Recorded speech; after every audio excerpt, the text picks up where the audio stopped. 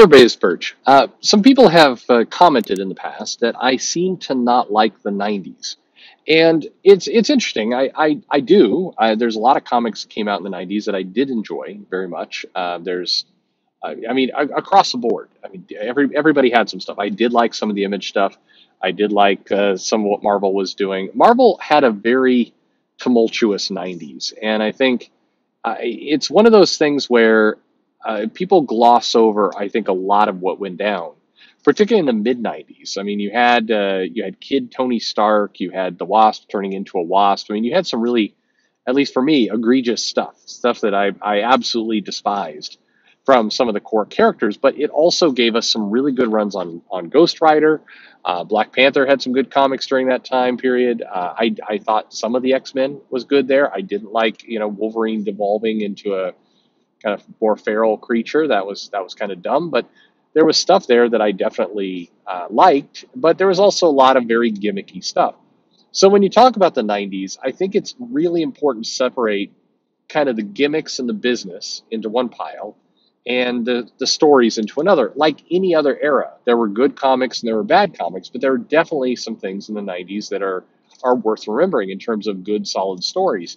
And the other thing is, I think this I don't think this is a controversial take, but who knows? I think that the '90s and some of what happened there in terms of kind of this very violent struggle within comics itself around writers and artists and corporate versus independent and kind of the early growing pains of Image and then some of the problems and then some what came out of it. I think that if the comic industry wouldn't have gone through some of those things, I don't think we would have gotten some of the books we've gotten. And in particular, one that comes to mind is a book called Midnight Nation. And Midnight Nation was J. Michael Straczynski and Gary Frank on art. And this is a 12-issue series, and it's incredible. It was a Top Cow book under Image. And as you've heard from both of the creators, this book wouldn't have existed if several things in the '90s hadn't taken place.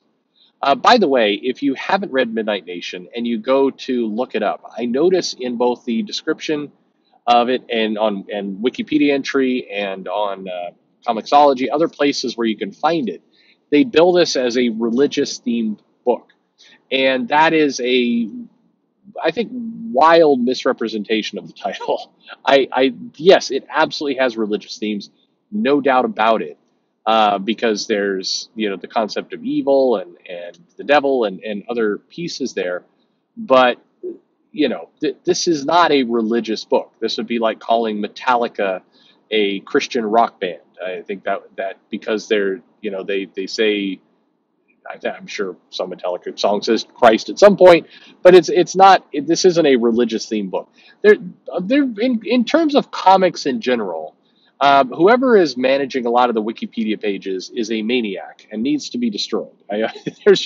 There's terrible information, and in fact, I think was it Eric Larson, one of the creators, was commenting that they went in and made some edits to the Wikipedia page to actually update the comics that the creator had done, them themselves had done, and whoever's the owner of those pages rolled back those changes, rejected them from the actual creator of the book. I mean, it's a terrible source of information, and Wikipedia is increasingly becoming a very dubious source for anything. But that's aside. The '90s, I think, granted us with kind of the value of storytelling. You didn't see it in all the '90s books. In fact, in many cases, particularly the early and mid '90s, there was this rush for quick cash for sales.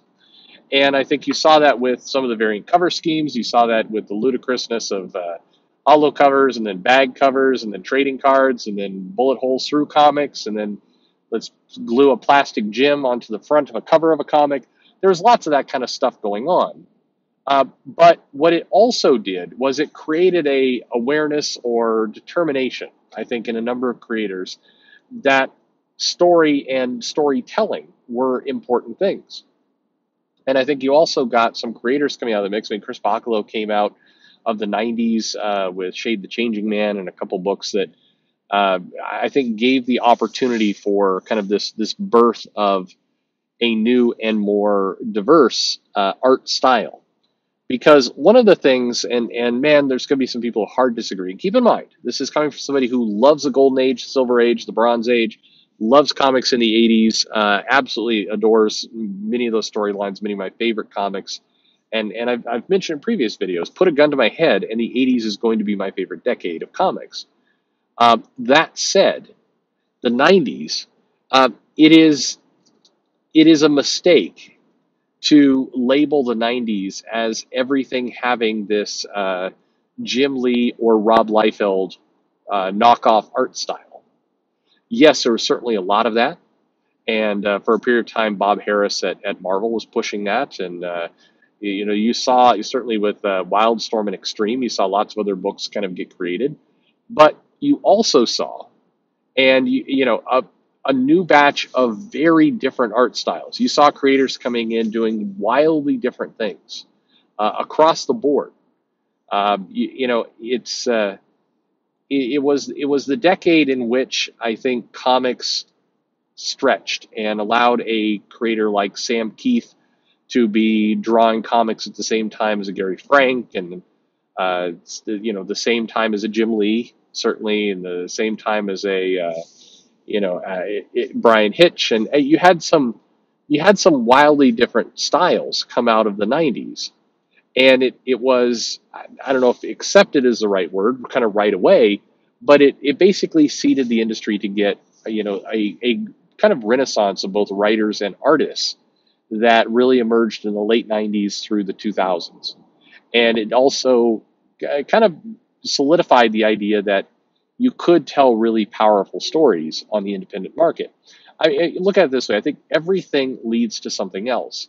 And Robert Kirkman wouldn't have had the same kind of success and ability to stretch his wings on it at Marvel, and then later, certainly with Walking Dead, what he did at Image, had many of the events of the 90s not taken place.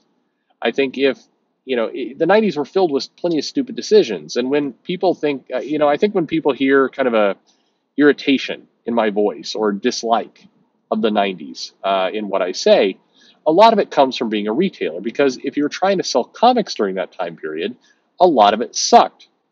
There were a lot of overcommitments, there were promises, there were creators, and companies blowing it on shipping books. I mean, I have no hard feelings to a lot of the Image guys, but a lot of those books were terminally late. And as a retailer, it felt like they didn't really care. And I know this hasn't been the case. I've talked to several of these people, and if you listen to Rob Liefeld's podcast and everything else, he tells his side of the story. But as a retailer, with a new kind of upstart company who had grabbed a lot of attention and had really seized the control of what was going to sell in the shop, it felt like, as a retailer, that when these books were late, and late by months or many months, or bordering on a year, that the creators and people involved really didn't care. That was the feeling a lot of retailers have. There's certainly a lot of, I would say, bitterness and resentment toward kind of the people involved.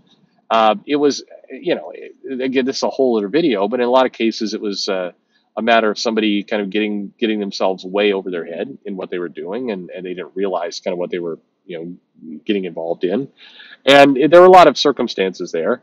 At the end of the day, Marvel was doing its absolute best to screw everything up as well, with the acquisition of Heroes World and kind of that entire botch, and then the bankruptcy. And it's funny, the one piece that didn't change, like I said, I think the 90s led to a lot of good things, even though parts of that time period are very painful. One of the things that maintained consistent is that you talk to a lot of retailers, and they will tell you kind of the same story, that Marvel as a company was always kind of arrogant to work with. And by the way, you talk to a lot of creators, and assuming nobody wants to go on the record for this, or most people do not, and of course they don't, and they shouldn't, because Marvel has proven to be fairly vindictive at times to people. But that company, of the companies out there, Marvel tended to be the one that had an arrogance to them. And it showed, and you could feel it. You could feel it as a retailer, you could feel it as a creator, you could feel it as somebody even auxiliary to the business. Marvel believed they were at the top.